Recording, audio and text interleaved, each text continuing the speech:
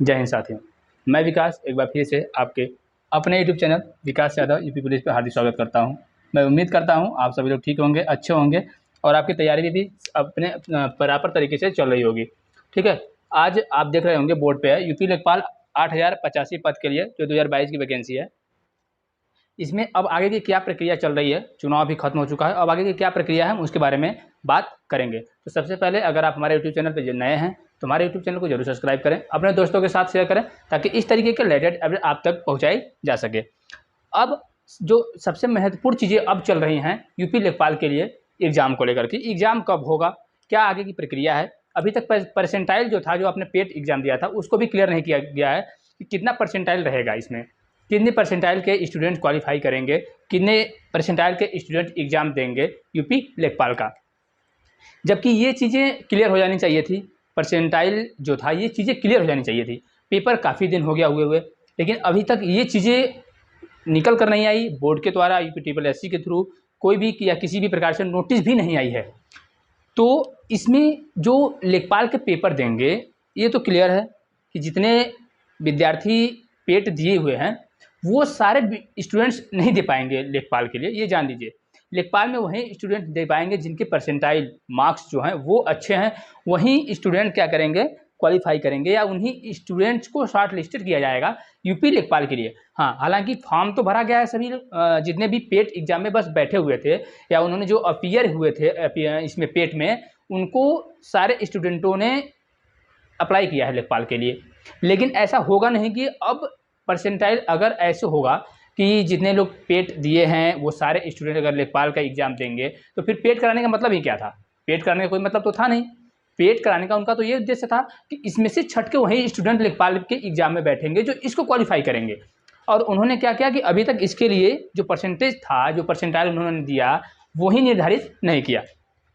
ठीक है, लेकिन अब वो चीज़ें निर्धारित होंगी। अब जो लेखपाल के लिए जो परसेंटाइल है वो चीज़ें अब निर्धारित होंगी। ठीक है, तो सबसे पहले हम बात करेंगे एग्ज़ाम कब होगा। तो मैं आपको बता देता हूँ कि एग्ज़ाम जो होगा ये आपका अप्रैल में फिक्स है। एग्ज़ाम आपका अप्रैल में फिक्स है कि अप्रैल में इसका एग्ज़ाम होगा। ठीक है, अप्रैल में आप मान के चलिए 20 के बाद, ठीक है, 20 अप्रैल के बाद आपका एग्ज़ाम होने की पूरी संभावना है कि अप्रैल के 20 के बाद, ठीक है, 20 तारीख के बाद, 20 तारीख के बाद कभी भी आपका एग्ज़ाम डेट आ सकता है। ठीक है, 20 तारीख के बाद कभी भी एग्ज़ाम डेट आपका पड़ सकता है कि इस दिन से एग्ज़ाम है, 24, 25, 30, 1, 2 मई। ठीक है, लेकिन 20 अप्रैल के बाद आपका एग्ज़ाम जो है वो डेट निर्धारित हो जाएगी। अब आप कहेंगे अब कितने ऐसे स्टूडेंट्स हैं जो इसलिए भी अपनी पढ़ाई को नहीं सही तरीके से कर रहे हैं कि जब एग्ज़ाम डेट आएगा तब हम पढ़ेंगे। एग्ज़ाम डेट भी आएगा, अगर आपने एग्ज़ाम दिया है तो उसका एग्ज़ाम डेट भी आएगा और पढ़ने वाले स्टूडेंट्स अपना पढ़ाई भी कर रहे हैं। तो आपकी भी जिम्मेदारी ये बनती है कि आप अपनी पढ़ाई को कंटिन्यू रखें, क्योंकि ये डेट काफ़ी दूर नहीं है। ठीक है, मुश्किल से 1 महीने का टाइम है आपके पास एग्ज़ाम के लिए यूपी लेखपाल का। यूपी लेखपाल का आपके लिए जो टाइम है एग्ज़ाम के लिए वो 1 महीने, 30 दिन से ज़्यादा नहीं होगा। ये आप देख लीजिएगा कि 30 दिन है मैक्सिमम जो आपके पास है। ठीक है, लेखपाल के लिए जो टाइम है आपका एग्ज़ाम के लिए वो आपका 30 दिन है मात्र। ठीक है, कितना है? 30 दिन मात्र है। 30 दिन के बाद आपका एग्ज़ाम होगा, ये आप श्योर हैं इस चीज़ के लिए। मान लीजिए कि आपका पेपर 30 दिन के अंदर जो लेखपाल का है वो पेपर स्टार्ट होगा आपका 20 अप्रैल के बाद स्टार्ट होना तय है।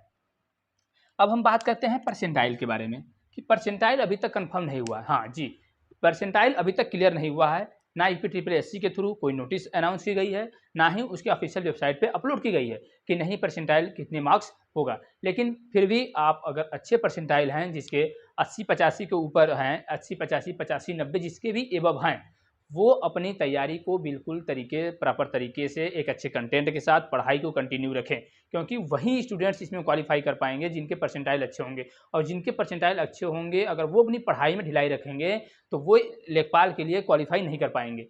ठीक है, लेखपाल एग्जाम जो है वो टफ होने वाला है, क्योंकि इसमें अनुभवी जो छात्र हैं वो भी बैठे हुए हैं और ये जो है काफ़ी दिनों के बाद वैकेंसी आई हुई है। तो इसमें पढ़ने वाले जो लड़के हैं वो अपनी तैयारी बिल्कुल तरीके से कर रहे हैं, क्योंकि ये जो जॉब है लेखपाल की ये काफ़ी अच्छी मानी जाती है।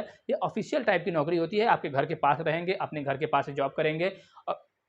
तो उसके लिए कंपटीशन टफ होगा। इसके लिए क्या होगा, कंपटीशन टफ होगा और पोस्ट भी बहुत ज़्यादा नहीं है। पोस्ट ऐसा तो है नहीं कि पोस्ट 40-50 हज़ार है पोस्ट की, चलिए मेंटेन हो जाएगा। पोस्ट भी कम है, ठीक है। तो इसलिए आपका जो परसेंटाइल अभी तक कंफर्म नहीं हुआ है।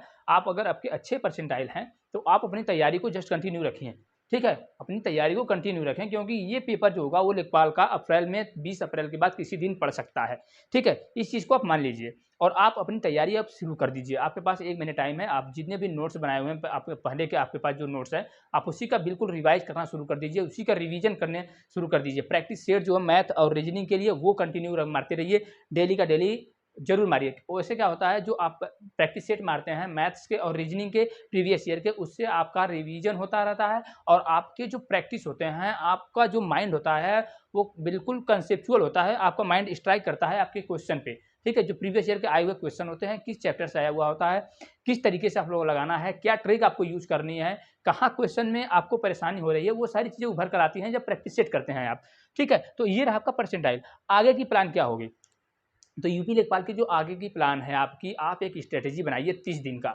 आप एक स्ट्रेटेजी बनाइए 30 दिन का, ठीक है। आपकी जो प्लान है वो 30 दिन की स्ट्रेटेजी होनी चाहिए। कितने दिन की होनी चाहिए, 30 दिन की, ठीक है। 30 दिन एग्जाम को मान करके 30 दिन का प्लान बनाइए, ठीक है। 30 दिन का प्लान बनाइए। इसमें आप अपने चारों सब्जेक्टों को ले लीजिए। इसमें आपके चारों सब्जेक्ट जैसे मैथ हो गया, आपका रीजनिंग हो गया, आपका ग्रामीण एवं विकास परिवेश हो गया, ठीक है, ग्रामीण एवं परिवेश हो गया, उसके बाद जीके जीएस हो गया, ठीक है, जीके जीएस हो गया, ठीक है, जीके जीएस हो गया। इन सारे चीज़ों को, ठीक है, इन सारे चीज़ों को, ठीक है। तो ये जो 4 सब्जेक्ट हैं, ठीक है। रीजनिंग आपके बहुत क्वेश्चन नहीं पूछते हैं। रीजनिंग के स्थान पे जो आपका रहता है वो होता है हिंदी। क्या होता है, हिंदी, ठीक है। रीजनिंग तो मैथ वाले पोर्शन में हो सकता है 1-2 क्वेश्चन पूछ ले, नहीं तो उससे ज़्यादा पूछने वाला है नहीं। लेकिन मैथ, हिंदी और ग्रामीण परिवेश और जीके जीएस, इन चारों सब्जेक्टों का आप एक टाइम टेबल बनाइए, ठीक है। एक टाइम टेबल अपना बनाइए, एक प्लान बनाइए कि मैं इतने घंटे मैथ के लिए और इतने घंटे हिंदी के लिए, इतने घंटे ग्रामीण विकास परिवेश के लिए और इतने घंटे जीके और जीएस के लिए। वो आपका टाइमिंग बिल्कुल फिक्स होना चाहिए। वो टाइमिंग आपका बिल्कुल फिक्स होना चाहिए और आप उसी टाइमिंग में, उस टाइमिंग के अकॉर्डिंग जो प्लान बना रहे हैं, कम से कम अब मेरे हिसाब से, जो मैं जिस हिसाब से हम लोग पढ़ते थे, जिस तरीके से पढ़ाई किए हैं एग्ज़ाम को क्वालिफाई करने के लिए, जो टाइम टेबल रहा है, जो प्लान रहा है एग्ज़ाम देने का, किस तरीके से एग्ज़ाम में बैठना है, क्या चीज़ें होनी चाहिए, एग्ज़ाम के पहले क्या प्लानिंग बनानी चाहिए हमें, वो आप अपने अकॉर्डिंग टाइम टेबल एक फिक्स कीजिए 8 से 10 घंटे का। कितने का, 8 से 10 घंटे, क्योंकि ये 1 महीने आपको नौकरी दिलाएगा। ये 1 महीने जो होता है ये बिल्कुल T20 मैच की तरह होता है। 1 महीने जो ये होता है ये आपके T20 मैच की तरह होता है। आप इसमें जितना अच्छा स्कोर करेंगे, आप जितना अपने एग्ज़ाम के लिए, आप अपनी पढ़ाई पे जितना मैक्सिमम टाइम फोकस करेंगे, जितना मैक्सिमम टाइम देंगे अपने पढ़ाई पे, आप उतना बेहतरीन स्कोर कर पाएंगे। लास्ट के दिनों का जो पढ़ाई होता है वहीं आपके इंपॉर्टेंट होता है, क्योंकि वहीं आपके माइंड में बिल्कुल रिफ्रेशमेंट, जो कंप्यूटर होता है ना, रिफ्रेश किया जाता है उसको बार बार, वो आपका रिफ्रेश होता है और आपके माइंड में बिल्कुल सडनली स्ट्राइक करता है जब आप एग्जाम में बैठते हैं। तो लास्ट का जो 1 महीना होता है वो आपके लिए काफ़ी इंपॉर्टेंट होता है कि उस तरीके से आप क्या पढ़ाई किए हैं, क्या नहीं पढ़ाई किए हैं, और उस महीने में आप बेहतरीन तरीके से रिवाइज कर लिए हैं तो वो आपके माइंड में रहता है। और आप जब एग्जाम देने जाते हैं तो बिल्कुल ताज़ा रहता है, आप पढ़े हुए होते हैं और आपके क्वेश्चन देखते ही, आप जैसे ही क्वेश्चन देखते हैं आपका माइंड स्ट्राइक करता है उस क्वेश्चन के आंसर पे और आप बिल्कुल सही कर पाते हैं। आपकी जो एक्यूरेसी होती है वो बेहतरीन होती है।